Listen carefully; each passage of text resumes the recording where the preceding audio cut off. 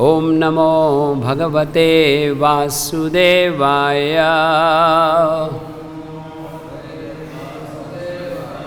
ओम नमो भगवते वासुदेवाय।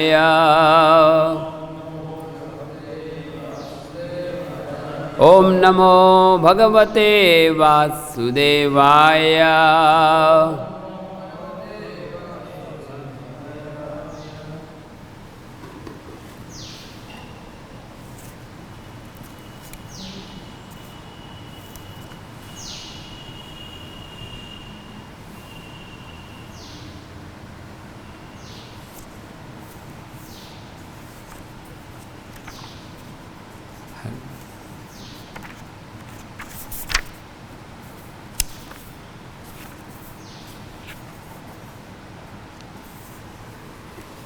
हरे कृष्ण।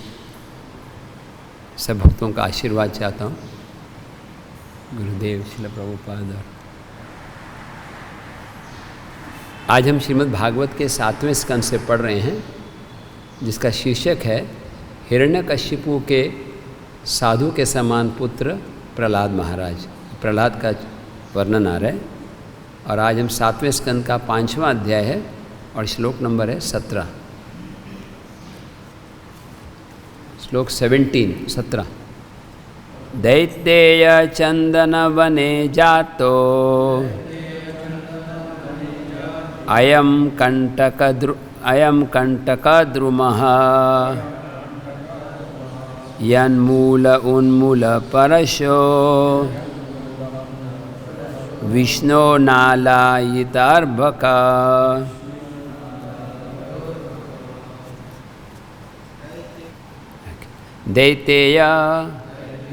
दैत्य वंश के चंदन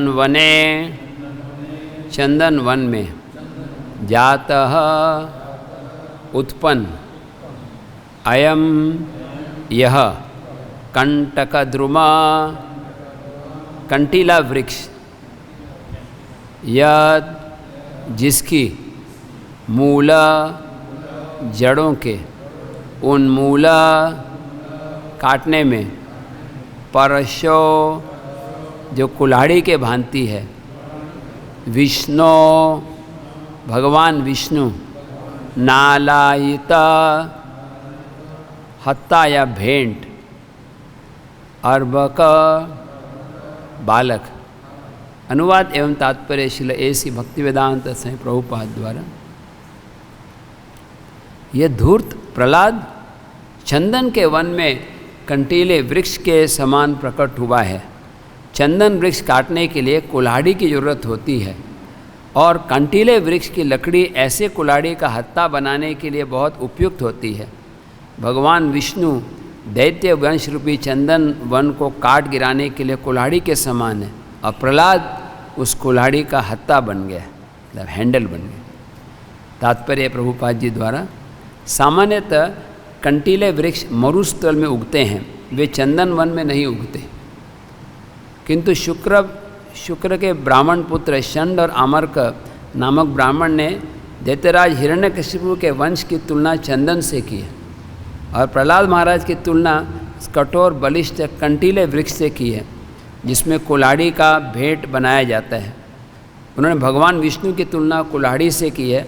अकेला कुल्हाड़ी कंटीले वृक्ष को नहीं काट सकता, इसके लिए कंटीली लकड़ी से बने हत्थे की आवश्यकता होती है।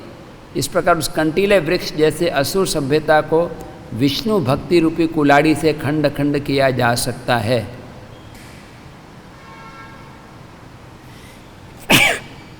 इस आसुरिक सभ्यता रूपी कुल्हाड़ी का प्रहलाद महाराज जैसा कोई सदस्य भेंट करके भगवान विष्णु की सहायता कर सकता है।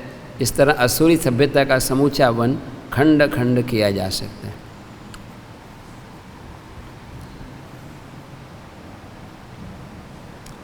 ओम ज्ञानतिमिरन्धस्य ज्ञानाञ्जनशलाकया चक्षुरुन्मीलितं येन तस्मै श्रीगुरुवे नमः। श्रीचैतन्यमनोभीष्टं स्थापितं येन भूतले स्वयं रूपा कदा मह्यं ददाति स्वपदान्तिकं।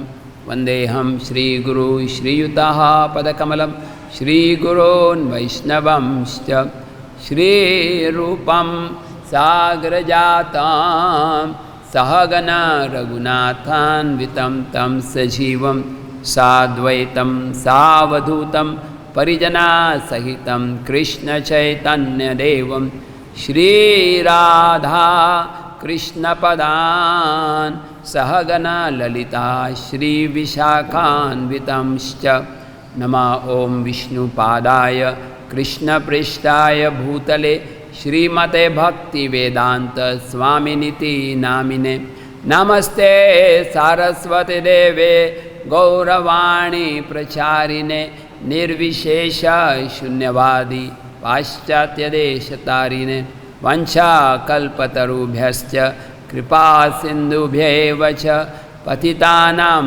पावनेभ्यो वैष्णवेभ्यो नमो नमः।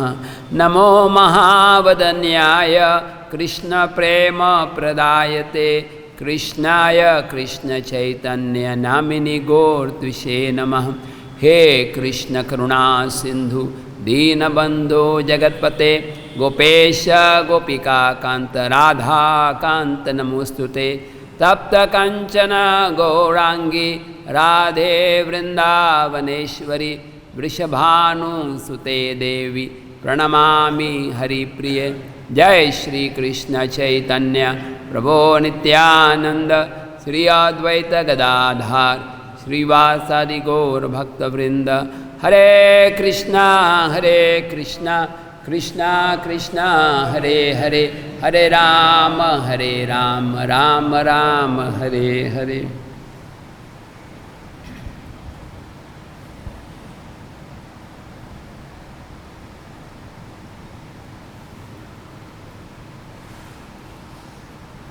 हरे कृष्ण। सब एकत्रित वैष्णवों का आशीर्वाद चाहता हूँ। वैष्णव के सामने क्लास देना ऐसा होता है जैसे गंगा का पानी लेके वापस गंगा को अर्पण करना, कि हम वैष्णव के आशीर्वाद से ही बोल सकते हैं। मुकम करोति वाचालम, गुरु आशीर्वाद वैष्णव आशीर्वाद से गूंगा व्यक्ति भी बोल सकता है, लंगड़ा व्यक्ति भी पर्वत पार कर सकता है, अंधा व्यक्ति आकाश के तारे देख सकता है। तो मेरी कोई पात्रता नहीं है, मुझे आदेश दिया गया, मैं थोड़ा प्रयास करूँगा। ये प्रसंग बहुत सुंदर चल रहा है नरसिंह भगवान की लीला का, क्योंकि अभी अगले सप्ताह नरसिंह चतुर्दशी है 25 तारीख को। और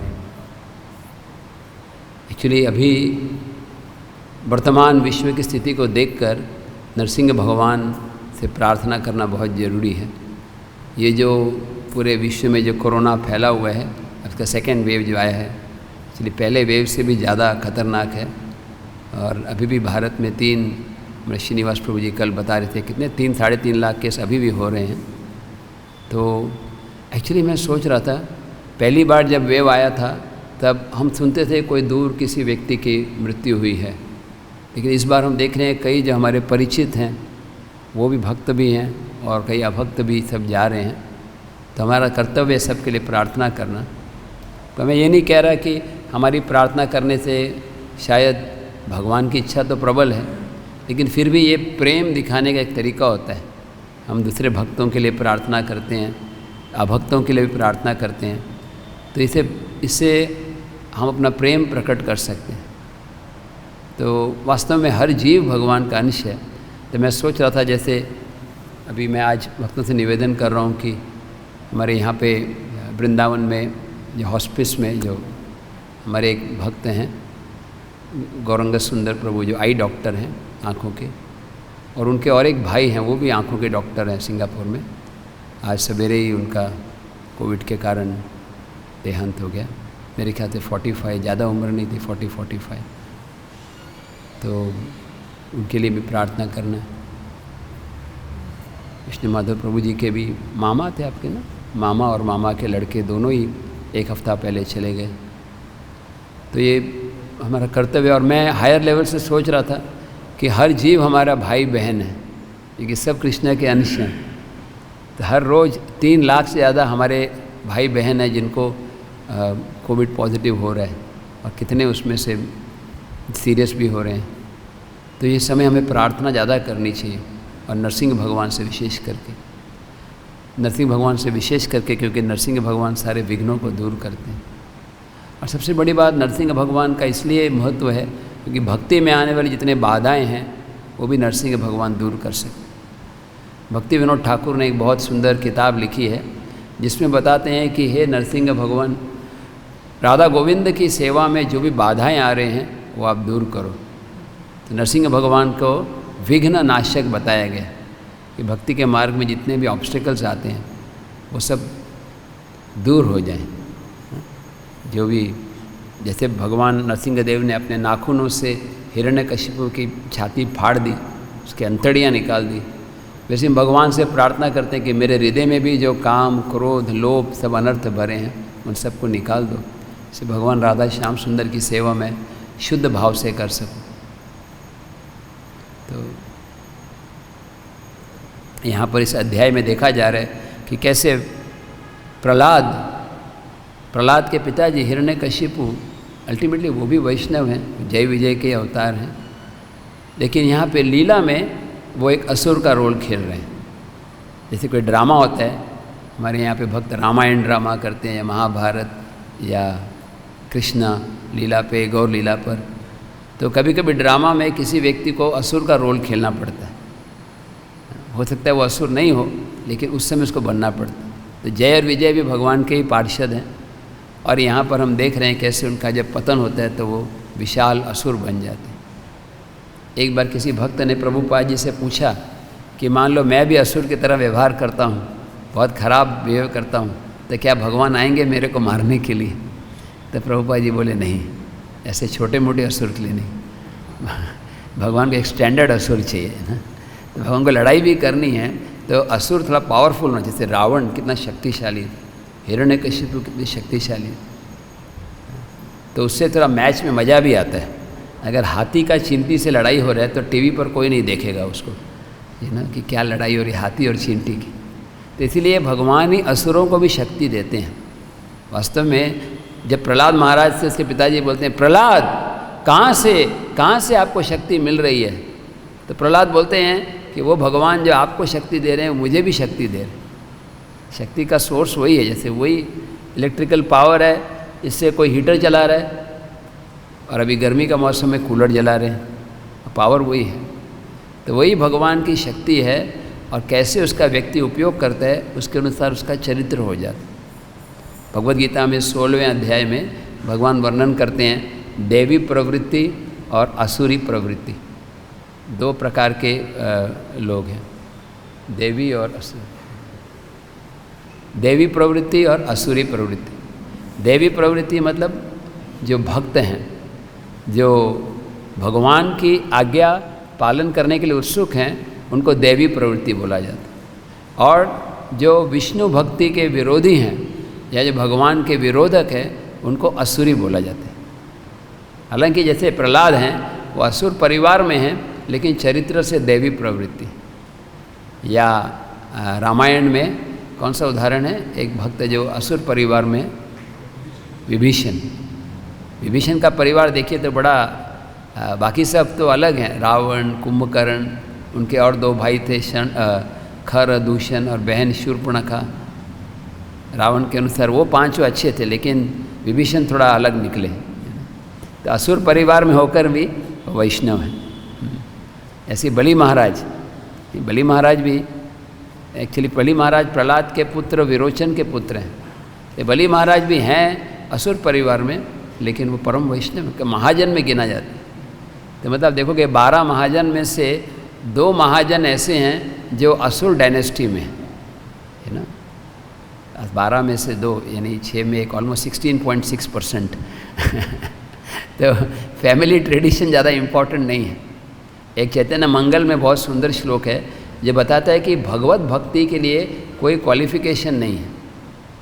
जाति, कृष्ण भक्ति जाति कर्म आदि नहीं विचार, जाति कुल आदि विचार नहीं। अब देखेंगे कि हनुमान जी वानर परिवार में, अभी हनुमान जी को भगवान राम के भक्तों में श्रेष्ठ माना जाता है। जनरली वानर कोई अच्छी योनि नहीं मानी जाती, नहीं, हम किसी को ऐसे बोलते नहीं आप कितने सुंदर हो, बिल्कुल वानर की तरह लग रहे हो, तो बड़ा अजीब लगता है ना। लेकिन जब हनुमान जी वानर परिवार में तो भक्तों में उत्तम माने जाते हैं, सर्वश्रेष्ठ माने जाते हैं। तो व्यक्ति की भक्ति महत्वपूर्ण है, चरित्र, धन, कुल ये विचार नहीं है। चैतन्य चरितामृत में महाप्रभु सनातन गोस्वामी को बोलते हैं कि जाति दिनेर अधिक दया करे भगवान, पंडित कुली बड़ी अभिमान। भगवान दीनों पे ज़्यादा दया करते हैं। जो पंडित हैं, जो बहुत ज़्यादा धनशाली हैं, उनको अभिमान हो जाता है और वो कृपा के पात्र नहीं बन पाते। तो एक बार तो प्रभुपाद लीला में एक ड्रामा किया गया था, नरसिंह लीला का, और प्रभुपाद बाद में लेक्चर के बाद बोले कि I like the drama very much, specially mister Hiranyakashipu. Prabhupada ji बोले मुझे हिरण्यकशिपु का जो ड्रामा में जो रोल खेला था वो बहुत अच्छा लगा।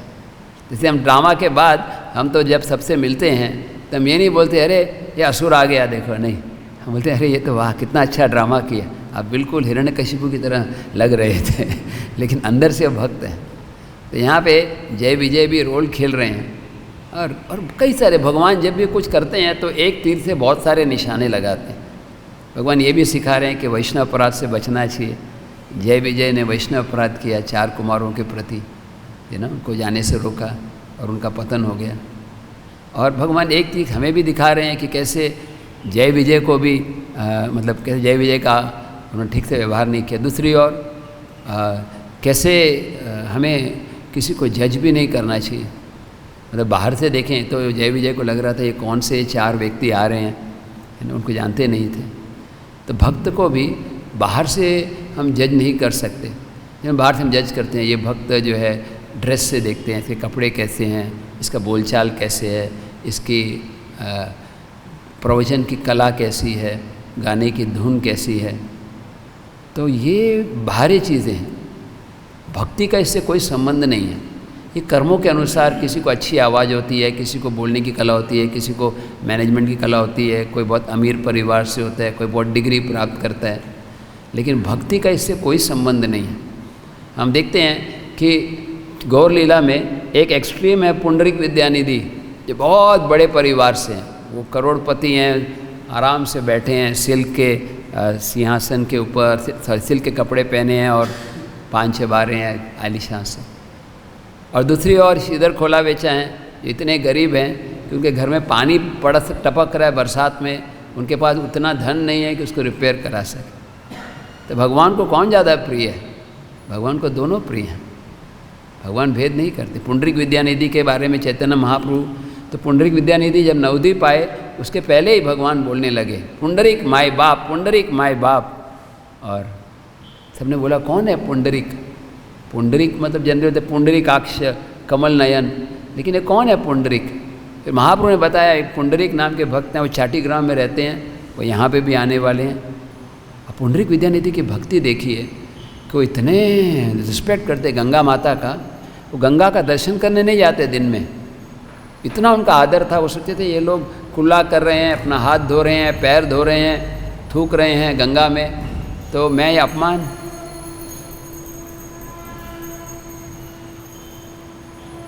मैं ये अपमान सहन नहीं कर सकता।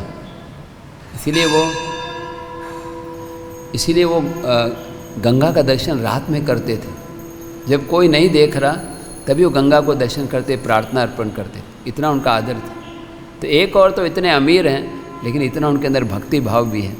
और हम सब कहानी जानते हैं कि कैसे मुकुंद दत्त जब पुंडरीक विद्यानिधि के सामने वो श्लोक बोलते हैं अहो बकी यम स्तन कालकूटम, तब पुंडरीक विद्यानिधि के प्रेम के लक्षण प्रकट हो जाए। और दूसरी ओर श्रीधर खोला बेचा इतने गरीब हैं और चैतन्य महाप्रभु उनकी दुकान पे जा रहे हैं और उनसे मांग रहे हैं कि केले के पत्ते दो, कि क्या दाम है, जो भी दाम बोलते हैं महाप्रभु बोलते हैं नहीं मैं आधा ही दूंगा। तो वो बोलते हैं प्रभु आप, मैं ईमानदारी से बोल रहा हूँ, ज़्यादा प्रॉफिट नहीं है, थोड़ा है, गंगा माता की सेवा में लगा रहे हैं। तो महाप्रभु गंगा तो मेरे चरणों से आती है, शिव जी मेरे दास हैं, पार्वती मेरी दासी है। तो श्रीधर खोला बेचा को योग माया के कारण भक्त भगवान को पहचानते भी हैं, नहीं भी पहचानते हैं, पहचानते हैं, उनका जो रस है वो चलता रहता है, साख्य रस, दास्य रस, वास, लेकिन उनकी जो कृष्ण की जो ऐश्वर्य है उसको छिपाया जाता है। इसलिए भक्ति रसामृत में बताया गया कि जो ऐश्वर्य शीतल भक्ति है वो ज़्यादा ऊंचे स्तर पे है। जैसे देवकी और यशोदा, अगर हम दोनों को देखें तो देवकी माता भी माँ है, यशोदा माता भी माँ है, लेकिन यशोदा का प्रेम जो ज़्यादा ऊंचे स्तर पर है, क्योंकि देवकी के पास जो अंडरस्टैंडिंग है, समझ है, भगवान को जगदीश्वर समझ रहे हैं। जब भगवान प्रकट हुए जेल में तभी से उनका गुणगान कर रहे हैं, लेकिन यशोदा माता सोच रही कृष्ण मेरे लाला हैं। तो यहाँ पर श्रीधर को पता नहीं है कि कृष्ण कि ये चैतन्य महाप्रभु भगवान हैं। जब वो बोलते हैं गंगा मेरे चरणों से आ रही है, तो उनको लगता है तो अपमान हो गया। बोलते हैं विष्णु विष्णु क्या बोल रहे हो। जैसे छोटे बच्चे बड़े होते हैं तो ज़्यादा अच्छा ज़्यादा बुद्धिमान होते हैं, लेकिन आप तो और नटखट बन रहे हो। और बाद में हम जानते हैं कि महाप्रकाश लीला में चैतन्य महाप्रभु श्रीधर खोला बेचा को दर्शन दिलाते हैं और श्रीधर को बोलते हैं श्रीधर वरदान मांगो। चैतन्य महाप्रभु उनको यही रूप दिखाते हैं, कृष्ण बलराम का रूप दिखाते हैं। और श्रीधर देख के बेहोश हो जाते हैं देख के बेहोश हो जाते हैं भगवान के रूप को। और महाप्रभु पूछते हैं आप वरदान मांगो। बोलते मुझे कुछ भी नहीं चाहिए श्रीधर, मैं आपको एक गांव का राजा बना दूंगा, आपको इतना ऐश्वर्य दे दूंगा, आपको दुकान खोलने की जरूरत ही नहीं होगी। बोलते नहीं मुझे नहीं चाहिए श्रीधर, मैं आपको अष्ट सिद्धि दे दूंगा, अणिमा लघिमा प्राप्ति ईशित अवश्य, नहीं चाहिए मुझे। जनरली कभी कभी लगता है कि सिद्धि होती तो कितना अच्छा होता है, नहीं? मैं भी सोचता कई बार सिद्धि होती कितना अच्छा है, नहीं? कैसे यहाँ बैठे बैठे ही महाप्रसाद मिल जाता हाथ करने से, जाने की भी ज़रूरत नहीं। कोई सिद्धि होती तो मुझे कहीं जाना है लघिमा उड़ के, यहाँ से मुझे बम्बई जाना है, प्लेन में जाने की ज़रूरत नहीं, उड़ के ही चले गए, बहुत अच्छा लगता है, अट्रैक्टिव लगता है। लेकिन वास्तव में ये सिद्धियाँ जो हैं भक्ति में बाधक हैं। भक्त इस सिद्धियों को नहीं चाहता। भुक्ति मुक्ति सिद्धि कामी सकल या शांत, कृष्ण भक्त निष्काम। वो कुछ जो भक्त है वो कुछ चाहता ही नहीं है, वो बस संतुष्ट है भगवान की सेवा में। तो श्रीधर खोला बेचा मना कर देते सिद्धियों के लिए। अनंत भगवान को बोलते हैं भगवान आप शांत रहो। भगवान बोलते हैं मैं तो शांत हूँ लेकिन आपको कुछ देना चाहता हूँ। तो श्रीधर क्या मांगते हैं कि बस वो जो निमाई, वो बालक जो मेरी दुकान पे आता था बार बार आता रहे। और चैतन्य महाप्रभु बोलते श्रीधर आपके ऐश्वर्य को मैं एक दिन दिखाऊंगा। एक दिन जब महाप्रभु चांद काशी का उद्धार करके आते हैं, चांद काशी का उद्धार करके आते हैं तो महाप्रभु प्यासे होते हैं, उनको प्यास लगी होती है। और श्रीधर के घर के पास एक पुराना लोटा था, इतना पुराना, उसमें होल बने हुए हैं। और अगर कोई चोर भी ले जाता तो अगले दिन वापस दे देता, क्योंकि उसकी कोई वैल्यू नहीं थी अभी। लेकिन महाप्रभु वो पुराने लोटे से पानी पीने लगे और श्रीधर रोने लगे, प्रभु आप ये क्या कर रहे हो।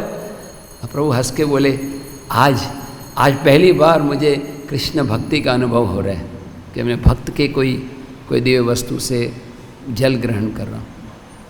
तो ये कॉन्ट्रास्ट है, एक बहुत गरीब भक्त, बहुत अमीर भक्त। इसके पहले वाले श्लोकों में आपने सुना होगा कि कैसे प्रहलाद अपने पिताजी को समझाने का प्रयास कर रहे हैं कि पिताजी 2 बार पूछते हैं सबसे अच्छी चीज़ क्या है आपने जो सीखा है उसमें। पहली बार तो पिता बोलते हैं पिताजी आप जैसे व्यक्ति को वृंदावन जाना चाहिए। अभी हमें कोई बोले वृंदावन जाना है, वृंदावन तो इतनी खुशी होती है। नहीं, वृंदावन हमारा घर है, हम सब प्रार्थना करते हैं हम आजीवन वृंदावन रहें, है ना। ब्रजवास की हम आशीर्वाद मांगते हैं वैष्णवों से, ब्रजवासियों से, ब्रज में रहें। और प्रहलाद महाराज अपने पिताजी को बोल रहे हैं वृंदावन चले जाओ, और वो इतने गुस्से हो जाते हैं, ये बदमाश है, इसको ले जाओ, इसको गलत संग से बचाओ। गलत संग मतलब वैष्णव का संग, हरि नाम का संग। जैसे हम बोलते हैं ना असत संग त्याग यही वैष्णव आचार, उनका क्या है सत्संग त्याग यही असुर व्यवहार, है ना। कि इनको वैष्णवों से बचा के रखो, मेरा बेटा जो है कंटेमिनेट नहीं हो जाए। षंड अमर को डांटने लगते हैं, तुमने क्या सिखा दिया है मेरे बेटे को। हाँ, ये कहाँ से, कोई पता नहीं, कोई इस्कॉन डिवोटी से मिल गया था क्या, इसको क्या ये कंटेमिनेट हो गया कॉन्शियसनेस। तो सब कुछ रिलेटिव होता है इस मटेरियल वर्ल्ड में। या निशा सर्वभूतानि तस्य जागृति संयम। भौतिक व्यक्ति के लिए जो रात्रि है वो भक्तों के लिए दिन है, और भक्तों के लिए रात्रि है वो संसारी व्यक्ति के लिए दिन है। तो भक्त के लिए ये इंद्रिय तृप्ति, धन, मान, सम्मान, प्रतिष्ठा, ये सब त्यजनीय है। भक्त भगवान से प्रार्थना करनी चाहिए। चैतन्य महाप्रभु के प्रार्थना, न धनम न जनम न सुंदरी, मुझे नहीं चाहिए, मुझे सब नहीं चाहिए, ऑब्स्टिकल्स हैं। मुझे खाली आपकी भक्ति चाहिए, शुद्ध भक्ति। लेकिन कभी कभी भगवान को दे देते हैं ऐश्वर्य, तो भगवान की सेवा में उपयोग किया जा सकता है। तो प्रहलाद महाराज जब इस तरह से बात करते हैं, तब उसके पिताजी इतने गुस्से होते हैं, बोलते हैं कि आप प्रहलाद को हमारे परिवार में है, लेकिन हमारा नाम खराब कर रहे हैं, इसने असुर कुल को नष्ट कर दिया है। और फिर ये आज का श्लोक आता है जिसमें बता रहे हैं कि धूर्त प्रहलाद चंदन के वन में कंटीले वृक्ष के समान है। देखिए, सब कुछ रिलेटिव है। हिरण्यकशिपु क्या बोल रहा है इस श्लोक में कि ये जो असुर परिवार है ये बहुत अच्छा है, लेकिन उसमें प्रहलाद जो है वो कंटीला वृक्ष के समान है। और भगवान विष्णु ये कुल्हाड़ी है जो असुर वंश को नाश करने के लिए, और प्रहलाद उसका हैंडल बना हुआ है। मतलब इनडायरेक्ट लेके जाए तो हिरण्यकशिपु को पता चल गया है कि हमारे असुर वंश का अंत होने ही वाला है। यन मूलन उन्मूलन, यन मूलन अनमूलम, मतलब कि जड़ से काटने वाले। अब प्रभुपाद कितना सुंदर कनेक्ट करते हैं आज के श्लोक को। प्रभुपाद कनेक्ट करके बोल रहे हैं कि ये वर्तमान सभ्यता जो है, जो मॉडर्न सिविलाइजेशन है, वो भी असुरी प्रवृत्ति है। अब प्रहलाद महाराज जैसा कोई मेंबर जो है वो इस असुरी सभ्यता को नष्ट कर सकता है। तो हम इसको प्रभुपाद से भी कनेक्ट कर सकते हैं कि आज जो असुरी सभ्यता फैल गई है सब जगह पर, उसको शिला प्रभुपाद प्रहलाद महाराज के प्रतिनिधि हैं। और प्रभुपाद जी की शिक्षाएं, प्रभुपाद जी की पुस्तकें, प्रभुपाद जी का वाणी जो है वो उस कुल्हाड़ी की तरह है जो असुर सभ्यता को नष्ट कर सकते। मिसगाइडेड सिविलाइजेशन, प्रभुपाद जी बोलते हैं अभी ये सभ्यता ऐसी है कि गलत दिशा में जा रही है। इसलिए शिला प्रभुपाद जी स्कूल और कॉलेज में प्रचार के लिए बहुत जोर देते थे, क्योंकि यहाँ से व्यक्ति की जो चेतना शुरुआत से अगर बदली जाए तो फिर बहुत आसान हो जाता है भक्ति में आगे बढ़ने के लिए। तो जैसे हमारे कई मंदिरों में प्रहलाद स्कूल होता है, बचपन में गुरुकुल होते हैं, तो बचपन से बच्चों को ट्रेनिंग दी जाती है जिससे वो कृष्ण भावनामृत में प्रगति आसानी से कर सकें। इस तरह से प्रहलाद महाराज को वो बदलने का प्रयास करते हैं। उनसे पूछते हैं कि आपको कृष्ण भक्ति कहाँ से मिली। प्रहलाद महाराज बहुत सुंदर बताते हैं, मतिर्न कृष्ण परतो स्वतो वा मिथो पद्यते ग्रह वृतानम आदांत गोभी विचतम तमिश्रम पुनश्चर्वित चर्वना।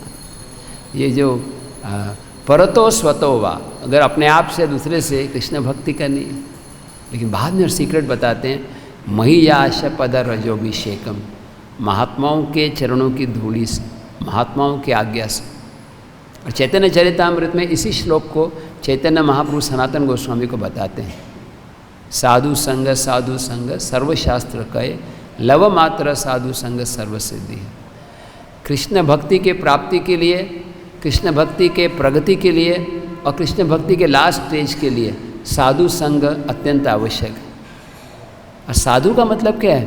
साधु मतलब सिर्फ सन्यासी ब्रह्मचारी या बहुत कोई बड़े महान भक्त नहीं। जो भी व्यक्ति ने कृष्ण भक्ति को गंभीरता से ग्रहण किया गया उसको साधु माना गया। जिसने भी हरे कृष्ण कृष्ण कृष्ण हरे हरे, हरे राम राम राम हरे हरे, जिसने इस नाम जप की विधि को सर्वस्व मान लिया है, जिसने जान लिया है कि हरि नाम के सिवाय कोई चारा नहीं है, वो व्यक्ति साधु है। और ऐसे भक्त के संग से हम पवित्र बन सकते हैं। चैतन्य महाप्रभु सनातन गोस्वामी को इस संदर्भ में कहानी बताते हैं मृगरारी की। मृगरारी एक क्रूर शिकारी था जो बिना कारण जानवरों पर तीर चलाकर उनको घायल करता था। अब प्रयाग में नारद मुनि की कृपा मिलती है उनको। अभी एक तो होता है जानवरों को मारना, लेकिन मृगरारी इतना क्रूर था कि वो जानवरों के ऊपर ऐसे मारता था कि वो मरे भी नहीं और तड़पते रहे। प्रभुपाद लिखते हैं जगह पर कि जो तमोगुण में व्यक्ति होता है उसको दूसरों की पीड़ा में आनंद होता है, और वैष्णव जो है वो पर दुखी होता है। सच्चे वैष्णव जो है वो किसी चींटी को भी तकलीफ़ नहीं देना चाहते। और हम देखते हैं मृगरारी में पूरा कॉन्ट्रास्ट कैसे होता है।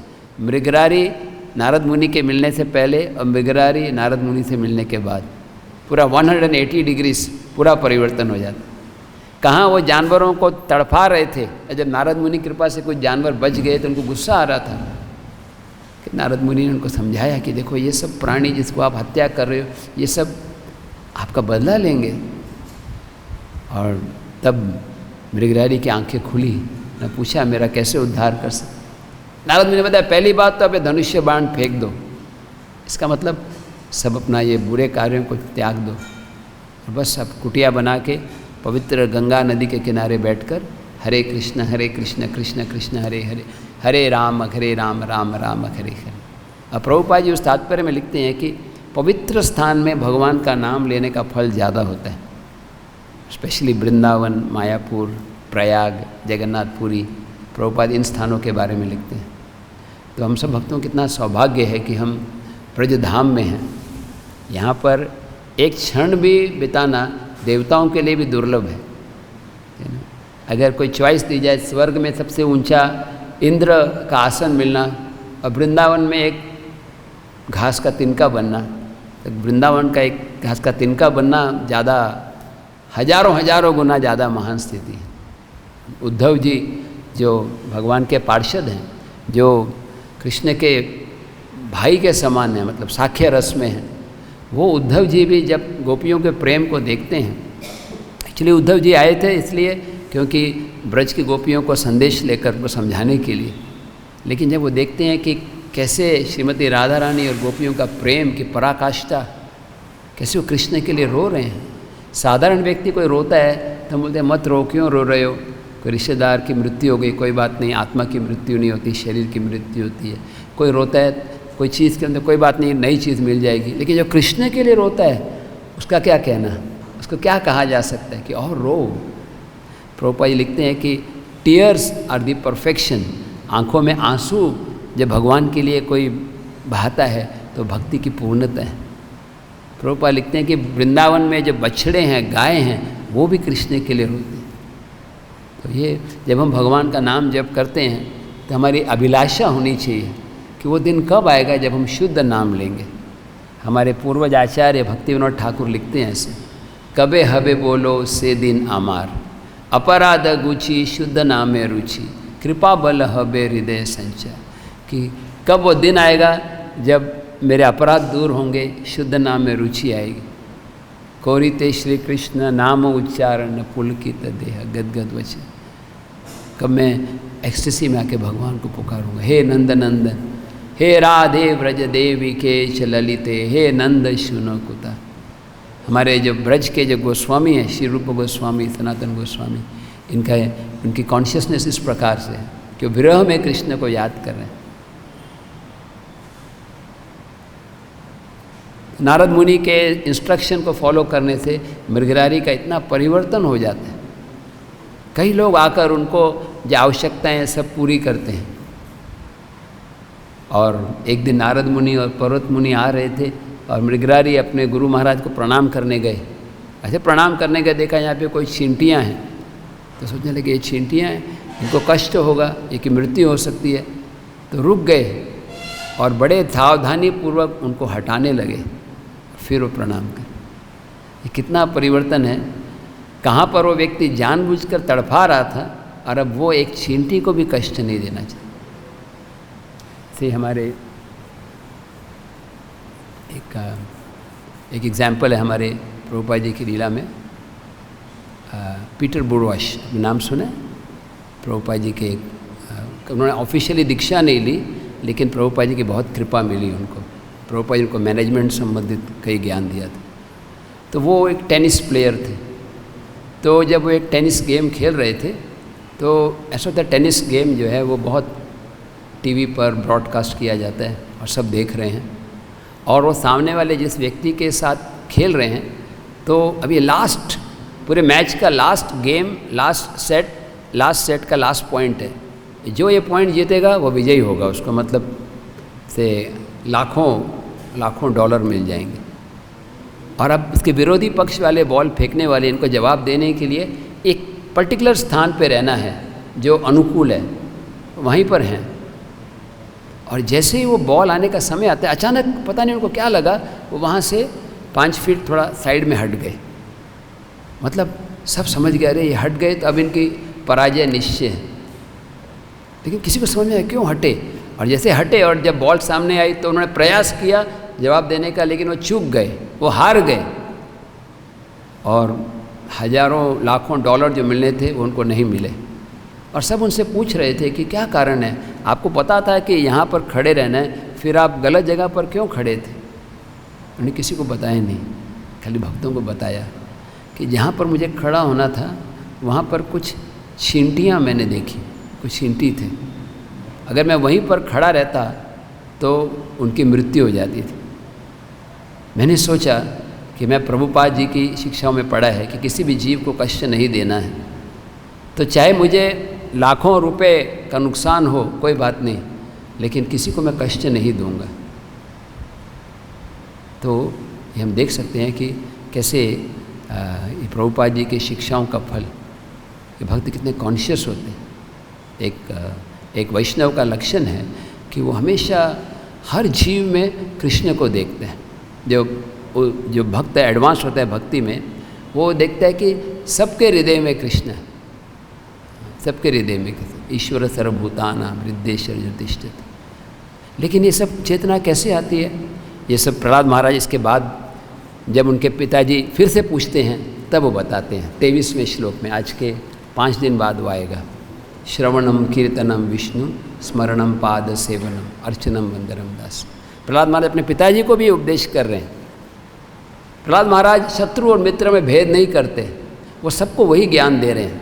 जब दिन के समय अपने मित्रों को टाइम मिलता है उनको भगवत भक्ति का ज्ञान दे रहे हैं। जब उनके पिताजी पूछ रहे हैं कि क्या बेस्ट चीज़ है, उनको ही बोल रहे हैं वृंदावन जाओ, श्रवण कीर्तन करो। तो कंक्लूजन में मैं एक भाग पढ़ना चाहूँगा जो श्रवणम कीर्तनम विष्णु ये श्लोक है, नवविद्या भक्ति का। इसमें प्रभुपाद जी ने बहुत सुंदर करीब 10 पेज का तात्पर्य दिया है, और हर एक जो आइटम है भक्ति के, श्रवण कीर्तन स्मरण पाद सेवनम, हर एक के ऊपर टीका लिखी है। तो इसमें जो कीर्तन है, जो 23वें श्लोक में कीर्तन है, कीर्तन का मतलब प्रभुपाद जी बोलते हैं एक तो है कि मृदंग करताल के साथ कीर्तन, और दूसरा माला पर हल्के स्वर में जप करना। तो कीर्तन के बारे में प्रभुपाद जी बोलते हैं कि पवित्र नाम का कीर्तन के बारे में कह रहे हैं कि क्या चेतना होनी चाहिए। नारद मुनि भागवत में कहते हैं कि मैं भगवान का नाम गाते हुए बिना लज्जा के विश्व भ्रमण करने लगा। तो प्रथम स्कंद में नारद मुनि की कथा आती है, कैसे वो भ्रमण करने लगे। और चैतन्य महाप्रभु कीर्तन में क्या बोलते हैं, तृणादपि सुनीचेन तरोरपि सहिष्णुन। प्रभुपाद जी श्लोक को कोट कर रहे हैं कि भगवान का नाम कीर्तन करने के लिए ये योग्यता क्या है कि अपने आप को बहुत तुच्छ, एक घास के तिनके से भी छोटा मानना। घास के तिनके पे कोई लोग पैर रख देते हैं, थूक देते हैं, लेकिन वो विरोध नहीं करता। और दूसरा पॉइंट, तरोर इव सहिष्णुन, पेड़ के समान सहनशील होना। श्रील प्रभुपाद यहाँ लिखते हैं कि कोई भी व्यक्ति भगवान का नाम कहीं पर भी ले सकता है। स्पेशली प्रभुपाद 4 अयोग्यता बताते हैं। किसी का शरीर अक्षम हो, मतलब बॉडीली डिजीज़ हो या कमज़ोर हो। दूसरा, अगर कोई दूसरों की तुलना में नीच है, भौतिक योग्यता से रहित है और पुण्य कर्म नहीं भी किए हैं। भगवान का नाम लेने के लिए कोई पुण्य कर्म की जरूरत ही नहीं है, बस किसी तरह से भगवान का नाम लेना है। आध्यात्मिक जीवन में उन्नति के लिए जन्म, शिक्षा, सुंदर धन, बल्कि ये ऑब्स्टेकल हो जाते हैं। महारानी कुंती बोलती है ये बाधाएं बन जाती हैं। जन्म ऐश्वर्य श्रुत श्रीवीर एदमान मदप पुमान। कुंती महारानी कहते हैं ऊंचे परिवार में जन्म लेना, बहुत धन प्राप्त करना, ये बाधाएं हैं कृष्ण भक्ति के लिए। त्वम अकिंचन गोचर। तप, धन, दान, क्रिया, ये सब संभव नहीं है और करने की आवश्यकता भी नहीं है। भक्ति विनोद ठाकुर ने इसके बारे में लिखा है, न ही दान समव्रत, न ही नाम समव्रत, न ही नाम सम पुण्य, नामैव परम मुक्ति, नामैव परम भक्ति।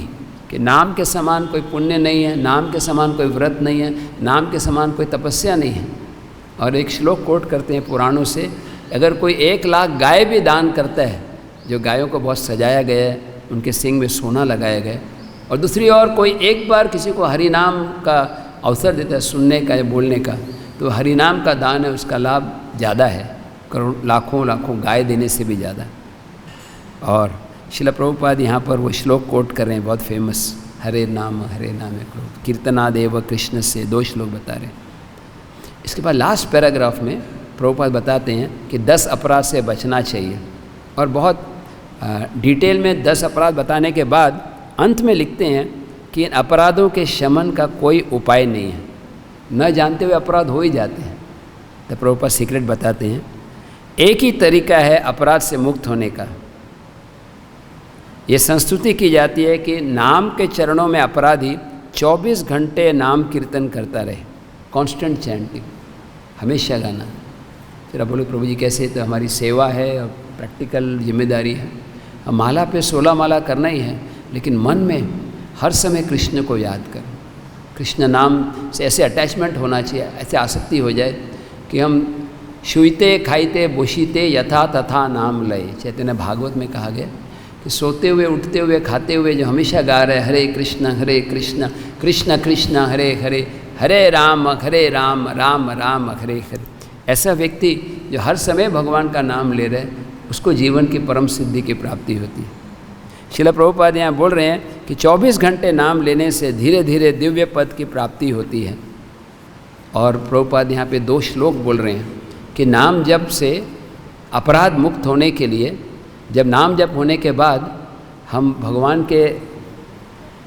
के चरणों में प्रणाम करें। और 2 श्लोक प्रभुपाद जी बताते हैं, एक है अयि मुक्त कूलेर उपस्यमानम, ये रूप गोस्वामी के नामाष्टक से है ये एक श्लोक गाना, और दूसरा निवृत्त तरशेर उपगीयमाना भवौषधि श्रोत मनोभिरामा का उत्तम श्लोक गुणानुवाद। तो प्रभुपाद बोलते हैं भगवान के चरणों पर किए हुए अपराध से मुक्त होने के लिए ये प्रार्थना करना चाहिए। ये नाम के महिमा की स्तुति से नामाष्टक है, और भी कई सारे नाम के गुणगान के श्लोक हैं। प्रभुपाद जी का एक किताब है श्री नामामृत, जिसमें प्रभुपाद जी जो भी नाम के बारे में बोला है वो एकत्रित है, कलेक्टेड किया। तो इन सब चीज़ों को सुनने से नाम में रुचि बढ़ती है। नाम में टेस्ट कैसे आएगा? हमेशा नाम के बारे में सुनना, नाम की महिमा और भक्तों के संगति में नाम लेना। श्रील प्रभुपाद जी बोलते हैं शराबी कैसे बनता है कोई व्यक्ति, शायद आपको उत्तर नहीं मालूम होगा क्योंकि आप तो शुरू से ही 4 नियम पालन कर रहे हैं, लेकिन जनरली कोई शराबियों के संग में रहेगा तो शराबी बन जाता। इसलिए वैष्णव संग बहुत लाभकारी है कि हम मिलकर नाम रस का आस्वादन करें, परम दृष्टिवा निवर्तते, और तभी संभव है कि हम विषयों के जाल से मुक्त हो सकते हैं। प्रभुपाद जी यहाँ पर शिवजी के बारे में बता रहे हैं। दक्ष और शिवजी का जब विवाद होता है, प्रजापति दक्ष अपराध करते हैं शिवजी के प्रति, ये हरिद्वार के पास कनखल में लीला है। बाद में दक्ष शिवजी का गुणगान करते हैं और क्या कहते हैं कि हे शिवजी, मैं आपकी महिमा से अपरिचित था, भरी सभा में मैंने आपके प्रति अपराध किया, किंतु आप इतने कृपालु हो कि आपने मेरे अपराध को नहीं माना, जबकि मैं आप पर दोषारोपण के फलस्वरूप नीचे गिर गया तो आपने कृपा चितवन से मुझे बचा लिया। इसीलिए आप बहुत महान हैं, कृपया मुझे क्षमा करिए और अपने उच्च गुणों से संतुष्ट रहें। तो ये जो प्रेयर्स हैं, श्रील प्रभुपाद जी बोलते हैं one should chant in the mood off repentance. भगवान का नाम लेना है तो एक पश्चाताप की भावना से कि कृष्ण, मैं आपको कई जन्मों से मैं आपसे बिछुड़ा हुआ हूँ, मैं आपके फिर से आपके संपर्क में आना चाहता हूँ। अयि नंद तनुजा किंकरम पतितम माम विषय में भवम बुधौ कृपया तव पाद पंकज स्थित धूलि सदृशम विचिंत्य। हे नंद नंदन कृष्ण, मैं भवसागर में गिरा हूँ बहुत जन्मों से, कृपया मुझे बाहर निकालिए। तो इसे नाम जप की शुरुआत में या अंत में जब हम प्रार्थनाएं अर्पण करते हैं तो वो भगवान को और ज़्यादा प्रिय बन जाता है, और फिर नाम जप एक आनंद उत्सव बन जाता है। नाम जप जो है एक हमें खुशी होती है कि भगवान के नाम का आश्रय लेना। जैसे रूप गोस्वामी कहते हैं कि जब मैं 2 अक्षर बोलता हूँ कृष्णा, तो मेरी इच्छा होती है कि मेरे पास लाखों लाखों कान हो। जब ये नाम मेरे हृदय में जब मेरे नाम जीवा पर आता है तो इच्छा होती है लाखों लाखों जीवा हो, और जब नाम मेरे हृदय में प्रवेश करता है तो मेरे को मेरी इंद्रियां स्तब्ध हो जाती हैं। तो ये हमारा एस्पिरेशन है जो भगवान गुरुदेव की कृपा से कभी पूरा होगा, और तब अपने आप हमारे जो हिरण्यकशिपु की जो स्वाभाविक प्रवृत्ति जो हमारे हृदय में है वो नष्ट हो जाती है और प्रहलाद जैसे गुण प्रकट हो जाते हैं। यस्यास्ति भक्तिर भगवती अकिंचन सर्वे गुण समासतः सुर। जब किसी के अंदर भगवान के भक्ति का उदय होता है तो सारे सद्गुण अपने आप आ जाते हैं। और हरा व भक्त से कुतो महत् गुना, जब भगवान हरि का भक्त नहीं है उसके अंदर अगर कोई लग भी रहे कोई गुण है तो सच्चे गुण नहीं हैं। सच्चे गुण जो हैं वो वैष्णव के ही होते हैं। कई बार मन में आता है कि बाहर के लोग दिखने में व्यवहार बहुत अच्छा कर रहे हैं, मीठा बोल रहे हैं, लेकिन वो बाहरी चीज़ है। भक्त का जो हृदय है जो भगवान की सेवा में लगा है, चाहे बाहर से उसके बोलने का ढंग थोड़ा कठोर भी हो, क्योंकि कई बार सेवा के लिए थोड़ा कठोरता से बोलना भी पड़ता है, तो भी वो भक्त की इंटेंशंस ज़्यादा इम्पॉर्टेंट है। वो भक्त जो मोटिवेट कर रहा है, सबको भक्ति में आगे बढ़ा रहा है, वो बहुत महत्वपूर्ण है। ऐसे बोलते हैं साधु का स्वभाव होता है कभी कभी एकदम कोमल होता है जैसे कि एक पुष्प के समान, और कभी कभी कठोर होता है एक वज्र के समान। लेकिन दोनों केस में साधु सबके कल्याण के लिए कार्य करते हैं। इसलिए प्रभुपाद कभी कभी एकदम पुष्प के समान है, और कभी कभी प्रभुपाद जी देखते हैं कि अगर कोई सेवा ठीक से नहीं हो रही तो प्रभुपाद जी बहुत स्ट्रिक्ट भी हो जाते हैं।